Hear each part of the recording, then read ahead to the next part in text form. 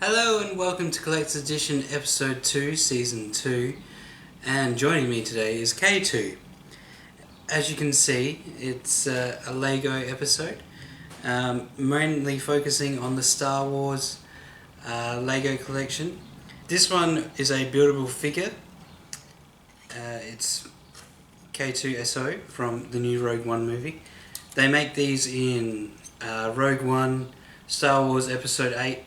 There's Finn as a stormtrooper, Rey, I think there's Darth Vader as well, Kylo Ren, Jyn Erso from Rogue One, and K2.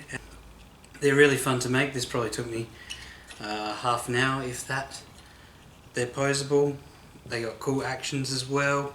So yeah, that's one of the first things out of my Star Wars Lego collection. The next one is the AT-AT, which is the official saying of it, thanks to George Lucas, who has clarified that. To me, it's still an AT-AT,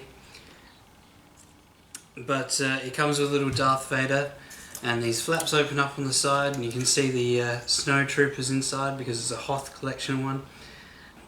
This one probably took me a day to build.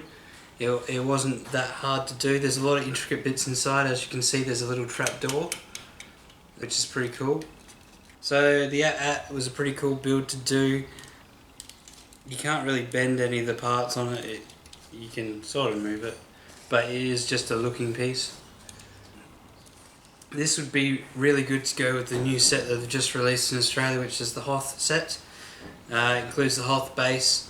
I think there's a Wampa involved as well, which is pretty cool. But yeah, so that's the little AT-AT, as it's called. Now the next one is over here. It features a Han, a Luke, an Obi-Wan, and a Leia minifig, and of course there's a Chewbacca. Now I put Chewbacca in the cockpit, which is down here, and it's the Millennium Falcon, of course, and all these bits and pieces intertwine and they all open and close, and the little chessboard's in there. I can't remember the official name for it, but all these close down as well. So it actually closes all up and looks like the Millennium Falcon. And yeah, it's really cool. It's got the little guns on the bottom. The landing gears are set to be down. The guns on the top as well. With Star Wars, I guess we'll see this in the next movie. I dare say Chewie and Rey will be piloting it. If you don't know what that means, then go see episode 7, please. And there's no spoilers going to be here. But next, I'll have to do some movie magic. And here's the next one. This is a TIE fighter. It's on a spinnable base. This was a bit more of an intricate build than even the Millennium Falcon, because the wings, when I do a zoom in, you can actually see that the inside of the wings are all these individual panels, which then get connected to another set of panels, and then the outside panels go on top of that. And the wings took me ages. This would have been a 2-3 day build that I probably stretched over a week. And it's got a little cockpit as well. You can put your pilot in there, but the pilot does sit on the base, which I've got here. And it comes with a little plaque as well, which tells you all the information about the TIE fighter in real life, as close as real life as you can get, I guess. It tells you what engine it uses, what phases it uses, the speed at what atmosphere, and all this sort of stuff. And it's really cool because this one comes off the base as well, so you can display it by hanging it from the roof if you want to, and stuff like that. Now this is part of the Golden Lego collection. You can get Lego Collector's Editions, and they'll have a little circle on them that says Lego Collector's Edition, and they can be gold or silver. The gold ones are a little bit higher, and I think the silver ones are a little bit easier. And then there's also a platinum, which I think they've released a Big Ben and all these intricate works that are just thousands and thousands and thousands of pieces.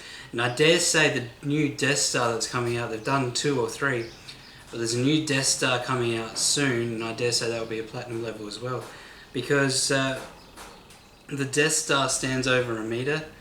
It's quite a large Lego piece, and I haven't got it mainly because it's usually so expensive. It costs a lot of money to get these. That's why I've only got 5, and you go, 5 you say, but I only see 4. I'll show you the 5th one in a second. I do have to clear the table off a little bit, so using that movie magic and stuff like that again, because it is a bigger piece. Here is number 5. This is the T-65 X-Wing Starfighter. This was one of my very first Lego builds, and this took me about 6 days to do. Now, it's not Poe's X-Wing, it's not any specific X-Wing at all, it's just a standard original trilogy X-Wing, and it's got R2-D2 in the back, and I always found that really cool. It didn't come with a pilot, which was a bit unusual because it's got all the cockpit and stuff like that, but it also comes with a plaque. This was a gold collector's edition as well. It's got spring-loaded everything, so both the wings open and close together, which I think it's just awesome to look at. I guess you can always grab another minifig. I've got a few little Lego sets that come with minifigs anyway, so you can always mix and match your minifigs and stuff like that. But yes, this is my favourite one in the collection, and yeah, this one's closest to my heart because it was my first major build. And so yeah, that's another episode of Collector's Edition. Thank you for watching. I now have a Patreon page, so if you really like these videos, please check out my Patreon page. There's different pledge levels. I've made a whole video for that. Go and check it out. If you do, you know, that would just mean so much to me. Also check out our Facebook page.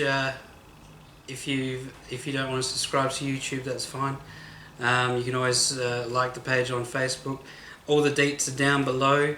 If you liked this video, please press like. If you want to subscribe, please press subscribe, and you'll get my weekly video. Yeah, I think that's everything I had to say. Keep collecting.